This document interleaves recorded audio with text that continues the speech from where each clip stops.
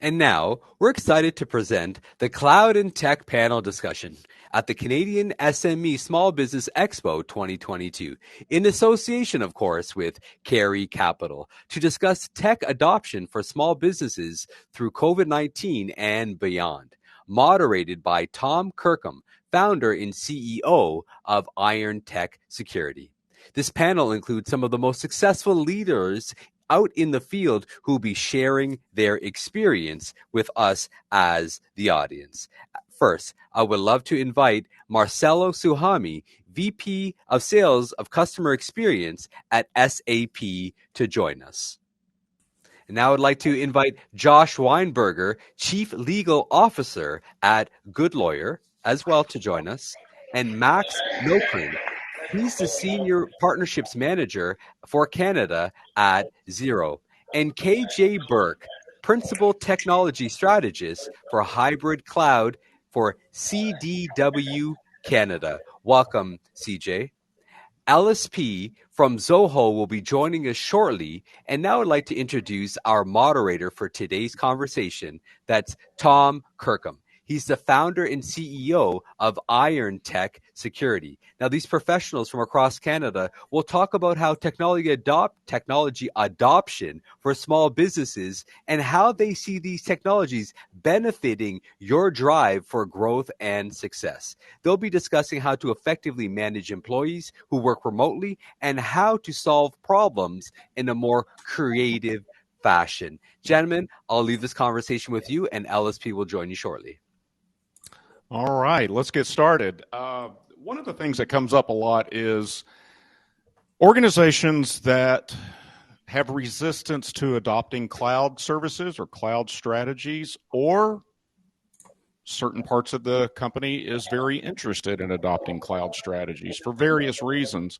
And I was wondering, LSP, if you would like to talk about that a little bit. Oh, he's not here yet. KJ, I'll toss that one to you.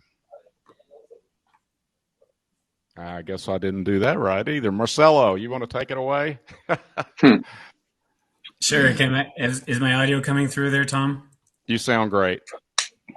All right. Fantastic. So how we're feeling about the dialogue around cloud is we sell different line of business solutions, right?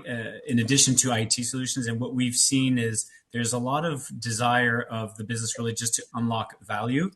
And I've noticed over the few years that IT's involvement has grown compared to a few years ago.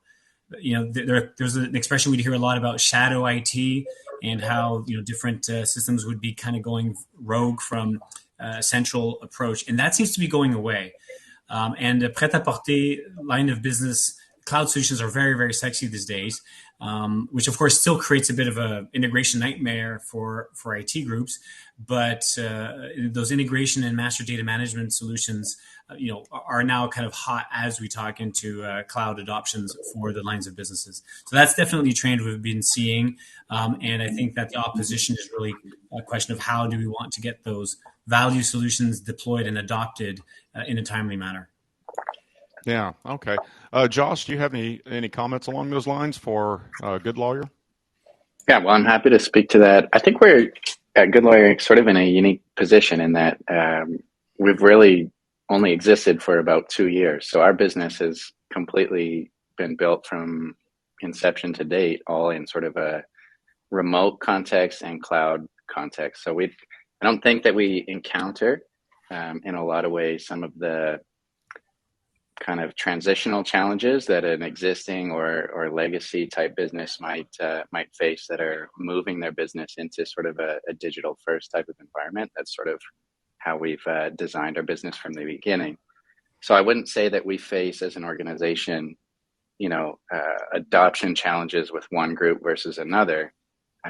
Having said that, our core concern or our core focus of sort of building our business in a cloud environment or a digital first environment really for us focuses around concerns around data security. And that's hugely important for us, especially because of the space that we occupy and the services that we deliver. We're in many ways a virtual law firm.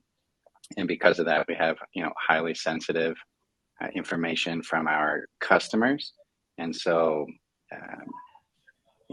that focus in terms of data security and privacy and in building our sort of cloud infrastructure and in this digital first environment for our business is hugely top of mind. And, I know that having come from a big law, traditional law firm background, I know, in that context, that was in a lot of ways primary concerns and resistance to moving into a cloud environment. So that's more of a legacy business that was making that transition and building ours from the ground up in this digital environment. That's sort of our main concern and what I imagine could be a stumbling block or a resistance feature for other business owners. Yeah, that's absolutely true. There's a lot of special security considerations regarding cloud, and there's some actual myths about cloud security, and I want to talk a little bit about that. But Max, do you have any comments along those lines? Yeah, actually, so along with what Josh was saying, Xero was actually a cloud-first solution back in 2006. The company chose to be a cloud-only platform, and so we've been using the cloud for well over 14, 15, 16 years now. And so we're based in New Zealand, and we're big in Australia. What we notice is actually that in Australia and New Zealand, 50%, a lot more of small businesses have adopted the cloud, whereas in Canada and the US, it's still a much lower number, and it may be driven by the complexities or just some of those misconceptions, Tom, that you were referring to. But for us, we're really working hard with our customers, our businesses, to educate them about cloud, educate them about especially the privacy side of data governance side of this equation. And we recently put together a responsible data use council whose mission is actually to educate small businesses and provide best practices to small businesses for using the cloud. I frequently encounter, especially in the case of small businesses, I hear the general statement that, well, the cloud is safer than being on premises, or it's more safe. And the myth is that if you go to the cloud, it's safer. Let's say that's the myth, which it actually is. And especially if you virtualize desktops and servers, I've heard some cloud providers saying you do not need to worry about, endpoint protection. And that's simply not true. And I would recommend that anyone that goes into a cloud environment, especially if you're virtualizing your desktops, but even if you're virtualizing your servers, you have to understand those operating systems have the same vulnerabilities that can penetrate the cloud perimeter security that's in place. So now, what does Good Lawyer do, Josh? Is your customers, are they actual clients or are they other law firms? And what space do you play in as a SMB space or SME space? Yeah, I'm very happy to speak to that. As I said, we've existed for about 2 years now. Our goal is really to build the digital law firm of the future. So we're trying to do to the legal services space kind of a similar transition for what Airbnb has done in hospitality or hotels. And so our core customer that we're trying to serve is the SMB and startup founder. We serve those customers through our marketplace by connecting them with specialized legal talent from across Canada. That's sort of our Airbnb hosts, our service providers, our talent, as well as productized legal services that we develop in-house. So our whole MO is to make professional expert services that help SMBs and help startup founders sort of grow and succeed in their business, helps them commercialize their ideas, helps them raise capital, helps them hire and incentivize employees. All of that sort of specialized advice, we want to make it accessible and productize some of those solutions through our platform so that our SMBs can access that. So we really are, the digital platform, the rails that help sort of connect, make those connections between SMBs, between startup founders, and the human talent that provides the services through our platform. So for us, one of the key concerns that our business model has to actually operate and exist is that we have to have strong sort of data security in between how that information flows through our platform So it needs to be very clear from a business model and regulatory perspective that Good Lawyer is not the service provider. We're not providing the legal advice. That's ultimately done by, our talent on the supply side of our platform. So we have, some technical challenges and hurdles that we've had to build from sort of day one to sort of manage that flow of information to keep it safe on our platform, but also to silo it away from us and keep that information confidential between the startup founder, SMB owner, and their service providers. Yeah, and not only that, attorneys have rules of professional conduct, ethical requirements, and frequently they're under all sorts of different regulatory things, whether you're personal injury or you're in finance or patent law. There's a lot of security wrapped around that. Yeah, absolutely. I just add, and I'm sure that's the same for lots of other regulated spaces, but I know, initially one of the barriers to adoption with some of this, the digital first type of solution was, where is the data ultimately being hosted? And the regulatory concerns around, well, that data, if you're, delivering the services and serving customers here in Canada, you can't host that data, outside of Canada. So if your ultimate service provider from a cloud solution is based in the US or offshore, that ends up becoming a barrier to adoption. All right, very good. What do you guys think is really driving the creation of big data? These big data warehouses, with whether it's Splunk or Mongo or whatever it may be. Marcelo, I'm going to drop it in your lap. SAP. I mean, you guys deal with a lot of big data, right? Absolutely. There's part of our business portfolio that covers that specifically, ranging, typically we'll think analytics because data is fantastic to capture, but you really want to extract the insights and the value and move into action. So, the good old cycle from the past. I think that one of the big things that we have been observing is the capturing of the data and not as much the use of the data. I'll give a very simple example. I know KJ and I were talking a little bit about this backstage, the hoarding of data. I'll give one example that we have seen specifically. I'm responsible for selling our front office marketing and commerce type solutions, CRM type things for SAP. And our marketing solutions, it's classic where you want to accumulate as many people you want to market to, whether it's through email campaigns, social media, or other different channels. And there is a notion where you want to keep your data hygiene, right? If a prospect hasn't answered to one of your emails in over 2 years, maybe you can stop sending them emails. But people aren't doing that. The data hygiene and upkeep and cycling it through and processing how you're going to manage the data that's been captured from different sources isn't yet fully being utilized. So there's still a lot of hope on the big data for some obscure future use. I'm not saying that's a bad thing, but if you don't start actually putting in place projects or use, there are some costs. There's some hidden and not so hidden costs about hoarding data if you're not actually leveraging it. So I think it's the vision of hope, to answer your question very directly. What's driving the creation of a lot of big data is the promise that big data can give. Yeah. There is a lot of hoarding of the data for some future use, right? We know we can handle all the data, so let's keep it in case we have an application for it, whether it's marketing or sales or customer experience. And you just hope you can all tie it together someday. So now's the time to start gathering that data. LSP, you want to take a shot at that? Definitely. And the fact that everything is now being digitized, just about every business is now digital native.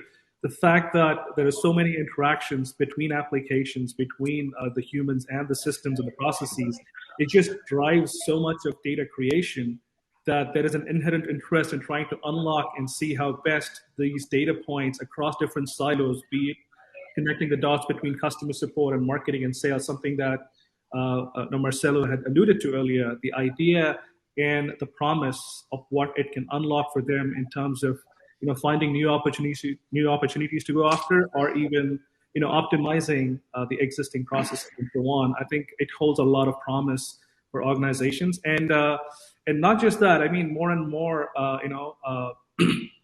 processes, and the fact that you're bringing your own devices, and then how exactly are people accessing the data, just about every aspect from security, guidelines that have to be maintained for compliance. Just so many reasons within an organization now start capturing data and trying to understand what's happening within the organization is clearly driving all these, big data collection, so to speak.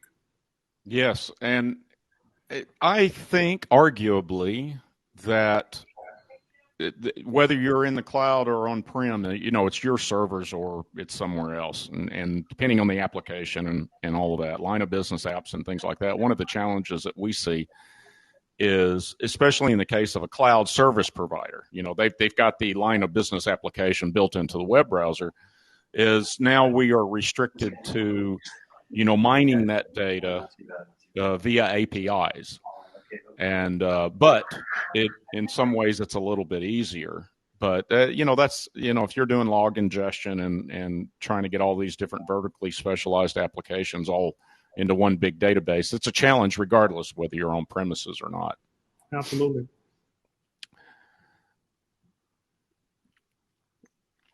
So I want to toss this one to Max. How has your marketing approach changed with the increasing use of technology?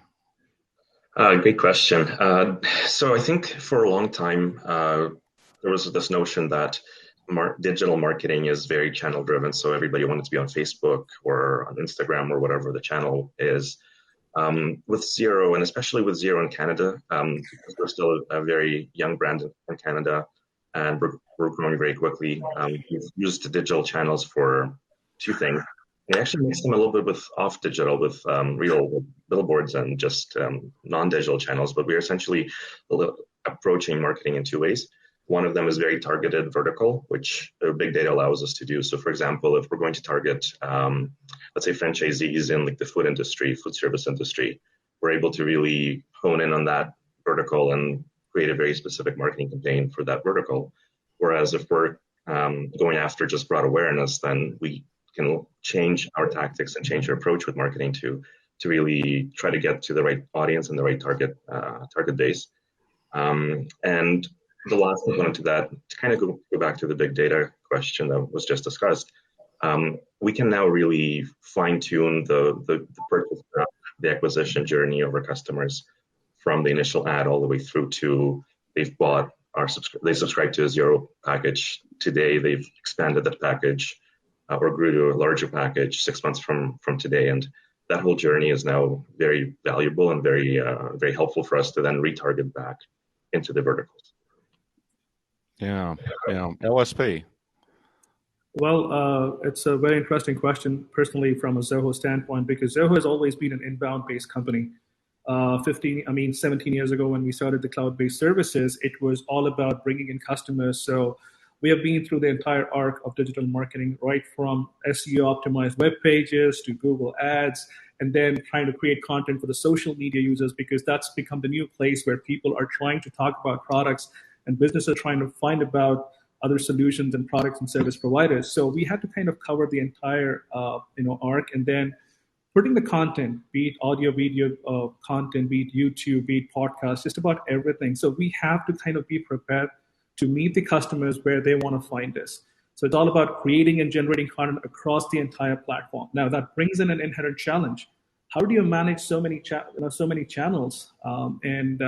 That's where marketing solutions have now evolved, where you have a single pane of glass from where you can manage all your digital presence, so to speak, from putting up a website to managing your interactions with your customers and prospects on social media platforms, and then giving them content in the form of audio or video, whatever that be. I think digital marketing is a massive space. And then this is the only way that businesses have been able to compete. Even small businesses, relatively small businesses, have been able to make a mark. And it's all about unlocking the potential here. It's massive. And we continue. And now there's also this whole idea of creating the recall, not just on digital channels. Like Max alluded to targeting. You have to target where are people going to, or where do people want to find Zoho? You don't want to find me on weather.com. right? When I'm going to go look for weather information, if I'm going to be displayed there, it's of no consequence. People have no time for me. However, if I'm going to be in a space where they're looking at, let's say Yahoo Finance, that's where someone who wants to kind of make some decisions is going to be there. And when they consume the content, there is a lot more patience. So really, it has to be well understood. It has to be processed, and then that's the only way to do it. Otherwise, it's massive. It's just too confusing, and that's where people lose a lot of money pretty quickly doing digital marketing. Yes, that is a very good point. And what you're kind of saying, or what you're really saying, is it's about understanding your persona. A friend of mine calls it a moose. If you're going to go moose hunting, you go where the moose are. Yes. And so that means you're not going into Fifth Avenue in Manhattan to go moose hunting. You're going to go into the forest in Canada or wherever to go moose hunting. And if you can, the more you can refine the persona or multiple personas, right? We all deal with all sorts of targets when it comes to sales and marketing. And then if you're an inbound marketer, you're doing content marketing to simply get them to raise their hand. And the like you said, the digital marketing space is absolutely huge, but there's so many intelligence tools available that it can seem, when you first get into it, it can seem to be overwhelming.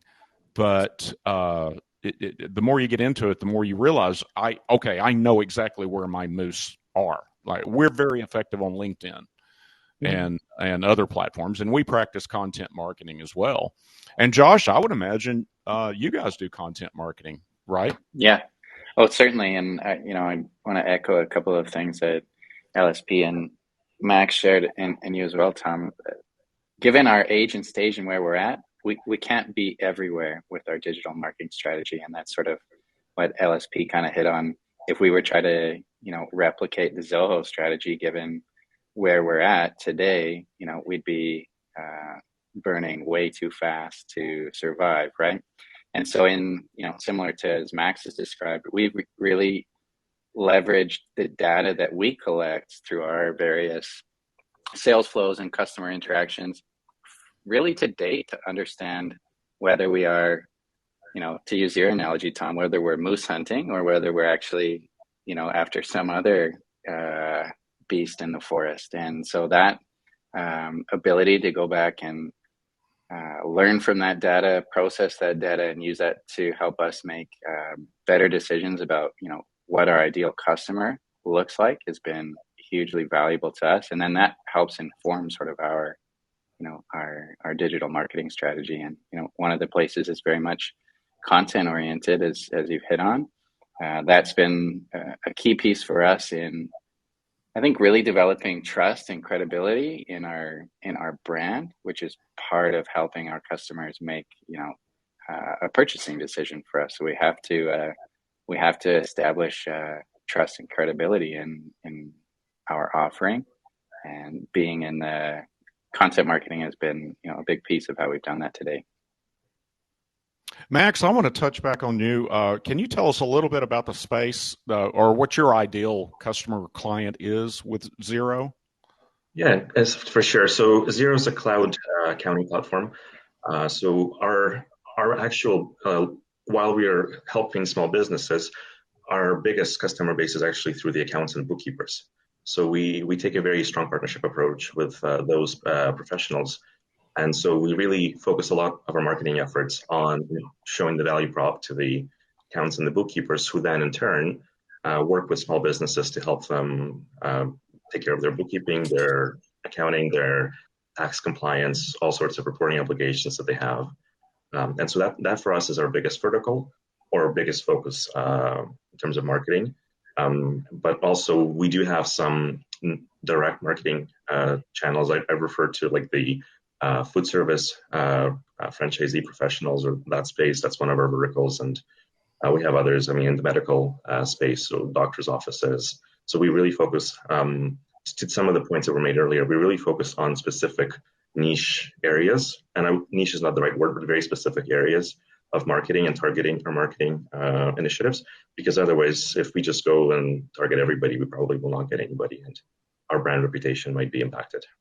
Right. And for those that are listening to this marketing discussion in relationship to cloud technologies and all of that, if you haven't gotten into there, you may have identified the persona or the moose that you're looking for, but you also have to keep in mind your product. Like LSP at Zoho has dozens and dozens of products, right?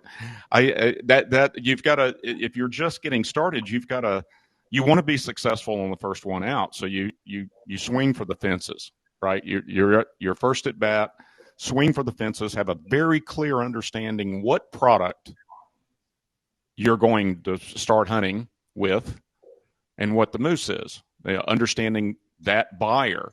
And then, like many of you have said, you've got to really zero in and understand both components of that before you just start buying ads on Google or LinkedIn or Yahoo Finance or whatever that may be.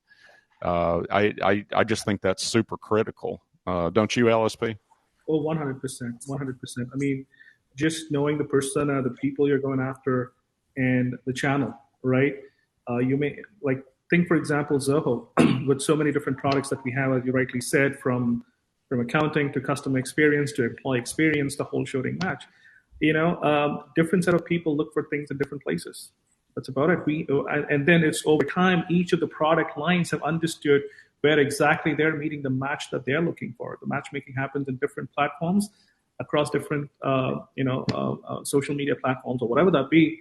And they're putting out content. For example, the accounting products would do it in a completely different set of platforms than the customer experience platform that we have. So it's all about understanding. It's not going to be something that you're going to unlock in a day's time. You're going to basically start off, and then it's going to be at least 12 months of experimenting and trying to figure out across these channels which one is getting you the maximum bang for the buck, and then trying to then spend. Again, Google Ads is no way to start a business today. It might seem the easiest way to do it, but then that's one of the quickest way to burn all your money in no time. And you would much rather spend use that money and create some great content with influencers. Probably, that's probably more helpful for your business than just throwing that money on Google Ads. Again, nothing wrong about Google Ads, just that it's horses for the courses. Yeah, and so your marketing is almost 100% inbound, correct? Yes, it is. Okay, now Max, yours it sounds like it's a little bit of a mix between outbound, but mostly inbound. Would that be fair? I'd say closer to 50-50 on our end, but it really depends on the channel and the target, our target persona that we have. Yeah, and Josh, you guys are mostly inbound, I assume? Mostly inbound and experimenting with some outbound type campaigns. Right. So if you're doing inbound marketing, for those of you that don't know, it's about decreasing the friction in that funnel by understanding who you're trying to sell to as clearly as possible and educating them as far as you possibly can through automation, through these pools of data and business intelligence, and get them to where, if possible, get them to where they know enough to buy before you even have to take the phone call, or they buy online in the case of Zoho. That's what you guys' goal is, right? Yep. And Tom, mm-hmm. I can maybe chime in here with another also kind of light at the end of the tunnel kind of thing for this massive marketing thing. One of our most popular solutions in the small medium space is our marketing engagement platform. And one of the reasons it's popular is because it actually comes with some interesting templates, and the quality of those templates of how to engage with your moose in this case are AI powered. And so I'd say that the technology, and it's going to keep evolving, right? All of the vendors on the market, the MarTech stack is absolutely crowded. But it's interesting to see that the tech to facilitate the marketer. So to your point, Tom, if you're getting started within marketing, the tech stacks available there to really get you to a proficiency level are getting better and better and better. And so we're seeing that it's actually quite interesting to see how marketing, specifically from a category perspective on all the solutions we sell, is very popular within the small and medium business size. Yeah, it's interesting you mentioned AI. I was before I joined everyone here, I was watching an Ogilvy webinar on artificial intelligence. Now, Ogilvy mostly, Ogilvy's this big, huge global advertising and marketing company, been around for decades. They're mostly revolved around B2C, and it seems like the AI is going B2C first. That's where I'm seeing it.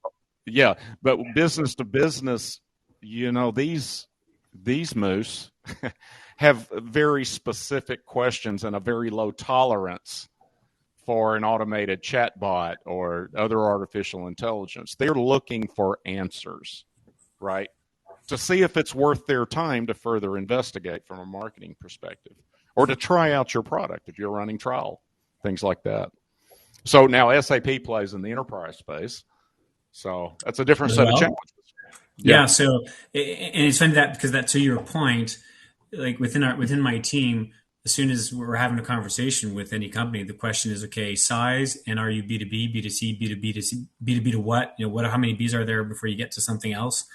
And to understand that, because the tooling and the process, enablement, change management, all those things vary. And to your point, in a B2C world where you have more access to data that feeds into any kind of algorithm or AI engine, very different in B2B. And so number of touch points, number of different variability, and all of these variants that go in change the way you want to look at how is tech going to be an enabler for us.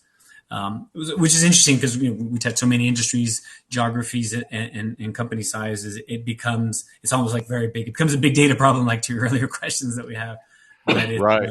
Marketing is very, very, agile and volatile, and over time, right? I mean, over the last 2 years of the pandemic, how you market, to your question, right? It's been exciting to see the evolution.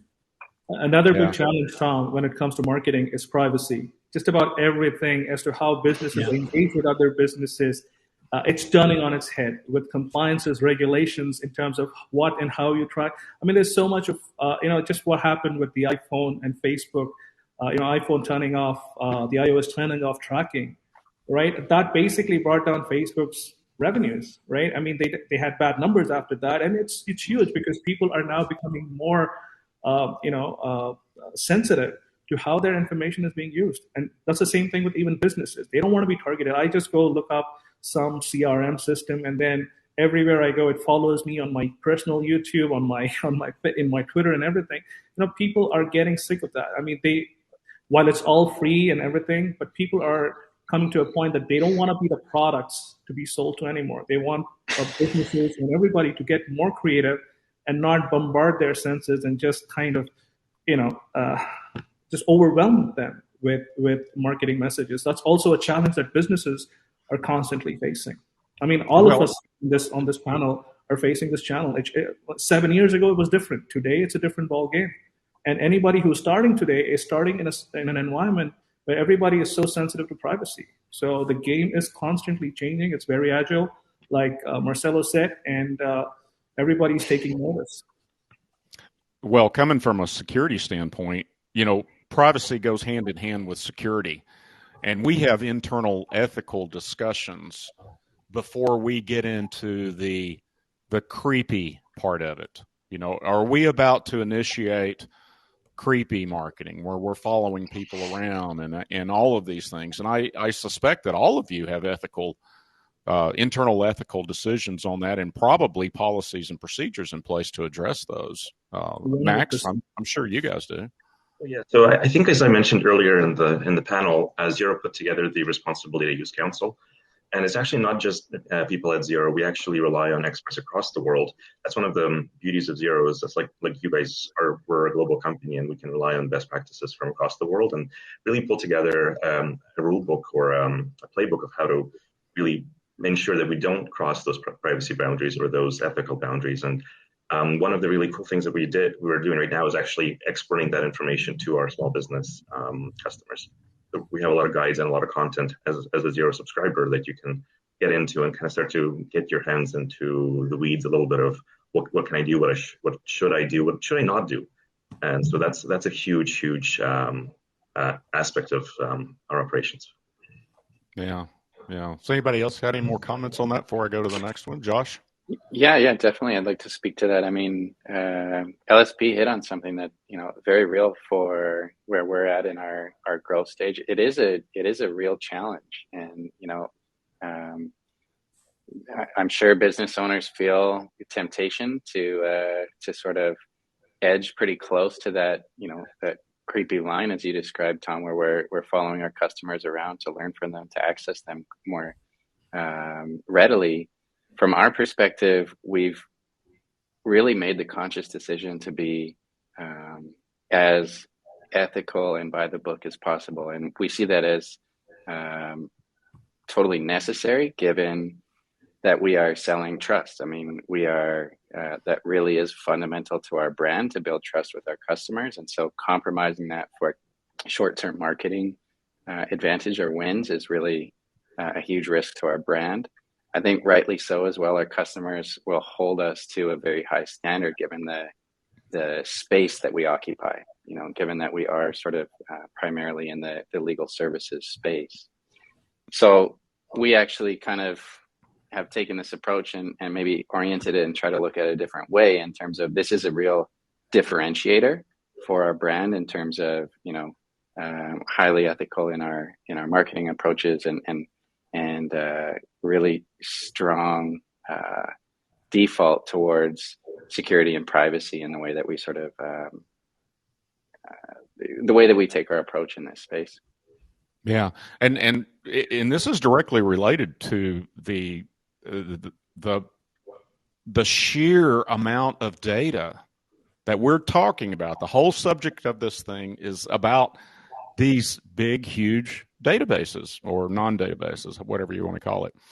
But you can index those and have petabytes of data, and the information is instantaneous there, and it's there, and it doesn't matter if you're getting it as a service or you're doing it yourself with SAP. I assume you guys can do some of that stuff, right? Yeah, I could not agree more with all my colleagues here on the panel, Josh, Max, and LSP. Privacy is an issue. Josh referenced data residency earlier. Generally, in our groups, when we're talking about marketing, when we're talking about customer experience, we're selling the vision that you have to earn the marketing, you have to earn the data, and if you earn the trust. This week, a customer called out to us and said, "Hey, Bill 64 in Quebec, we need to have that conversation."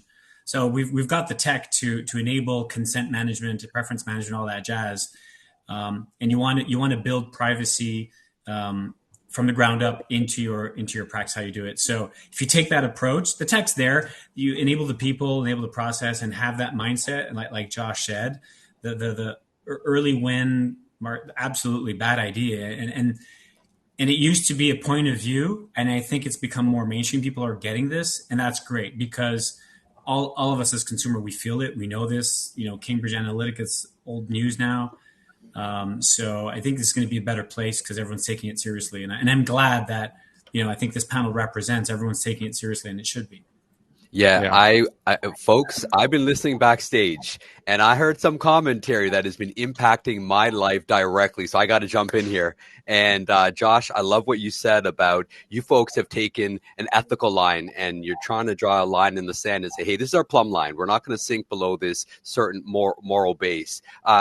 Tom, I haven't heard that word creepy, but that might be the right word. Intrusive is also a strong word. So my family and I were in the process of relocating from one city to the next.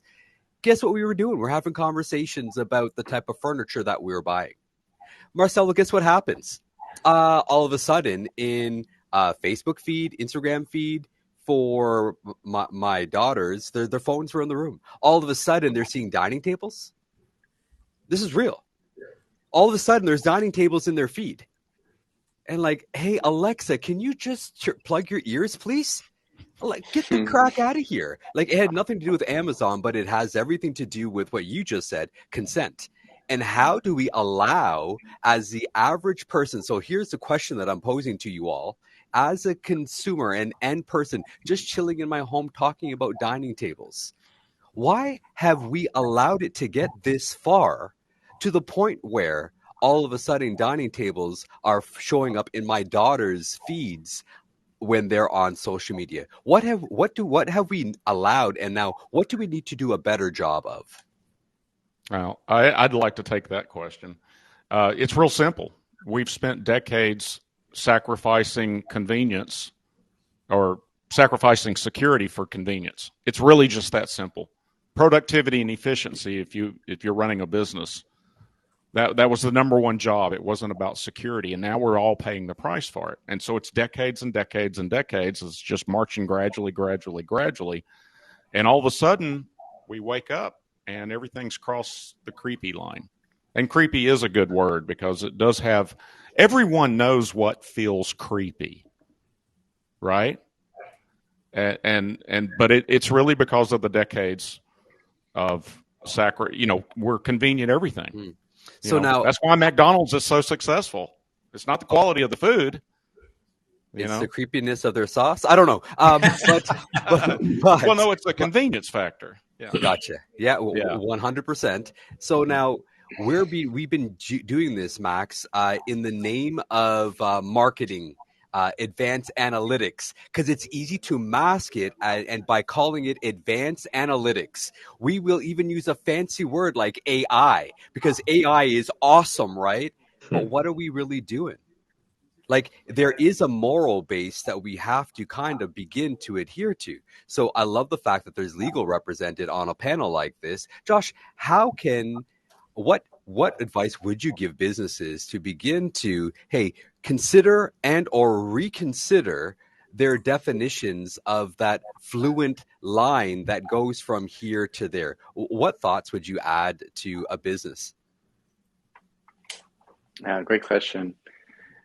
I mean, I think the approach that we've taken, and this has frankly been one of the more challenging messages actually to communicate to our customers, because one of the areas of specialized expertise where we actually have a really deep bench of talent that make up the Good Lawyer Network really is in this area around privacy compliance and data security. And there's huge complexity in this world in terms of regulations, especially, take a business like, anybody on the panel here today that are operating internationally.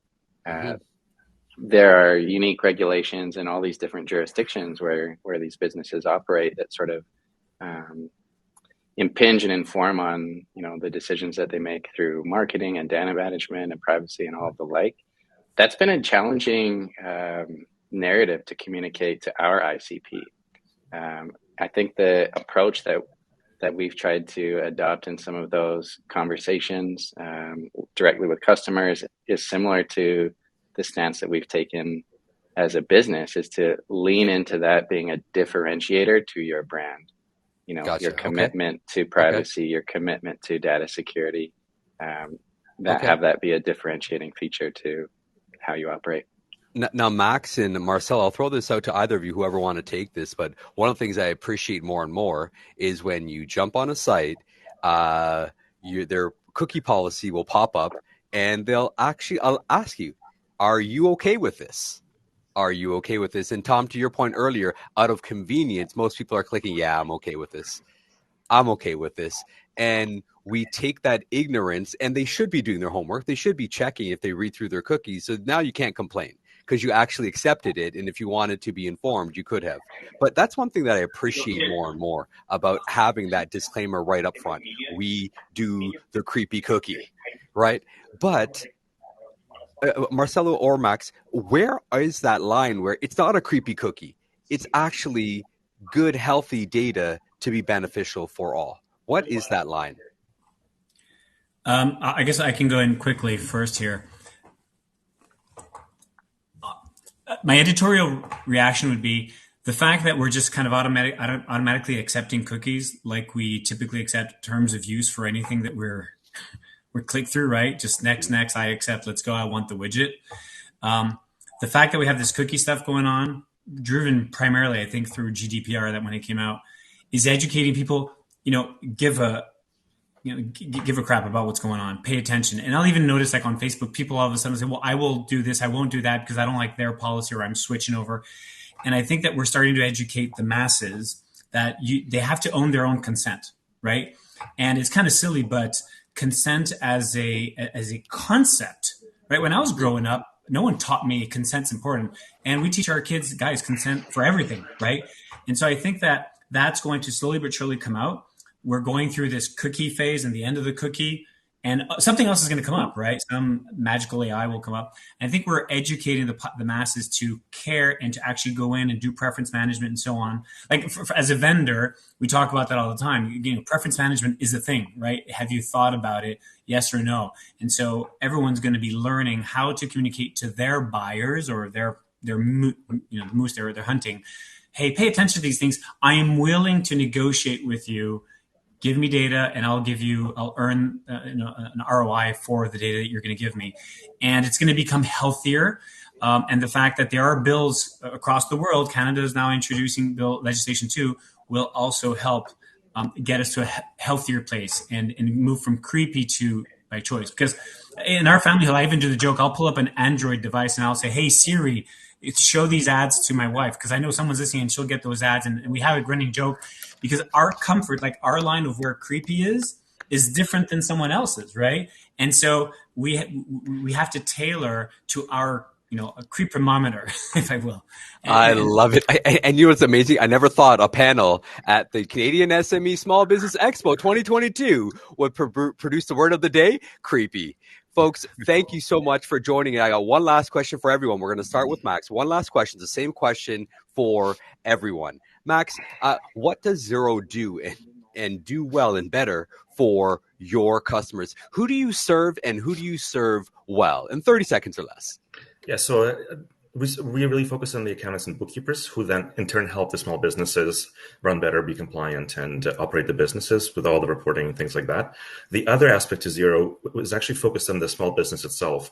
One of the findings that we have discovered through research is that a small business has to subscribe to like 7 to 10 to 12 different services to run the business, from your internet provider, whatever, inventory management system, so forth.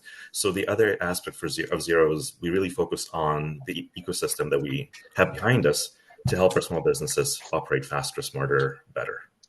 That's fantastic. Thank you. And Tom, thank you for moderating today's panel. What does Iron Tech do better for their clients than perhaps another firm like yours? Well, we're a managed security services provider specializing in small to medium-sized businesses. And one of the things that makes us unique is we wrap ourselves around the client in that we understand their risk analysis, their risk profile, things that, what is your annual revenue? We have law firms that have 5 attorneys, but they do $10 million a year and work all over the globe. Well, that's different than 5 attorneys in a law firm that does $1 million a year. The risk profiles are different. So we're delivering bespoke solutions. Around fantastic. Training and enterprise grade, military grade, endpoint and other protection, intrusion and detection. I think the easiest word would be customized, but it's more than simply customize. You actually listen and evaluate before you provide solutions. It's not cookie cut. So thank you so much, Tom, for joining us today. And folks, if that's the type of service that you need, Iron Tech, they're here. Now, Josh, what thanks. do you guys do? We help founders get specialized legal expertise at prices that they can trust. So our whole model is adopting a lot of the good things from the large traditional law firm model, which really is a broad spectrum of specialized legal expertise, but turning on its head so that it becomes accessible to SMBs and startup founders. We do that by running a digital first platform that cuts out law firm overhead, and we kill billable hours. So all of the services that we deliver through Good Lawyer have been productized to the point that we can deliver them on a project by project basis. So from the founder's perspective, you can budget for your legal needs as you grow and scale your business. Okay, thank you. And folks, if that's the service you need, Josh is here, and he has really nice earbuds too. So, if you want to hang out with somebody with nice earbuds, Josh is your guy. Marcelo, it's a pleasure to see you again. I think we met a number of months ago. You were fascinating on the last panel, and thank you for your contributions today about defining consent. Really appreciate that. Your team at SAP, what value do you bring? Yeah, so SAP, we're celebrating 50 years this year of our founding. We invented the ERP category, 5 decades ago. So obviously, that's the main offering people know us for. I specifically run customer experience, so everything from commerce, marketing, CRM solutions. That's part of our space, from large enterprise all the way down to small businesses. And then I have my peers that focus on supply chain, HR, travel and expense. Procurement, all of those business areas, we have a solution or a partner that can help you. Some of them are really tailored for large enterprise, and some of them are even tailored specifically for small businesses. Again, we're here to help everyone run better. That's our motto, right? Yeah, your portfolio isn't small at all. Yeah, it's just tiny. She only does 1 or 2 things. Thank you again for adding value to this conversation. And LSP, obviously, I'm a user and a fan of Zoho, so definitely know all about Zoho. And I haven't seen your mug in a while. It's a pleasure to have you back in the swing of things. And can you share, before I start going on about what you do? Because again, I'm a user and a fan. In 30 seconds or less, Zoho, what are you guys all about? What is it that we don't do, Shiraz, right? So yeah, just for my dishes. You don't do my dishes yet, so you got to come over. There we go. So yeah, for the uninitiated, we have offering for every aspect of business: sales automation, marketing automation, customer support, HR, low-code, pro-code platforms, business intelligence, and finance and accounting and inventory, the whole shooting match. Over 55 business applications for anybody to run their business. These can be subscribed to as standalone services. Maybe you just want the CRM or just the marketing automation piece. You can get it as such. You have the customer experience bundle or the employee experience bundle. Or now we also have Zoho One, which we call the operating system for business that users can buy at the price of $45 per employee per month. You have 50 plus applications. So if you're a 10 user company, 3 marketing people, 4 salespeople, guess what? You just subscribe to Zoho One at $45 across the entire company, and you have everything that you need to run your business. How's that for a commercial, everyone? That was fantastic. Hey, folks, thank you so much for joining us today. And again, and the value that you've added to our audience. Again, it's been a pleasure hanging out with you, Tom, Marcelo, Josh, LSP, and Max. Thank you again, one and all.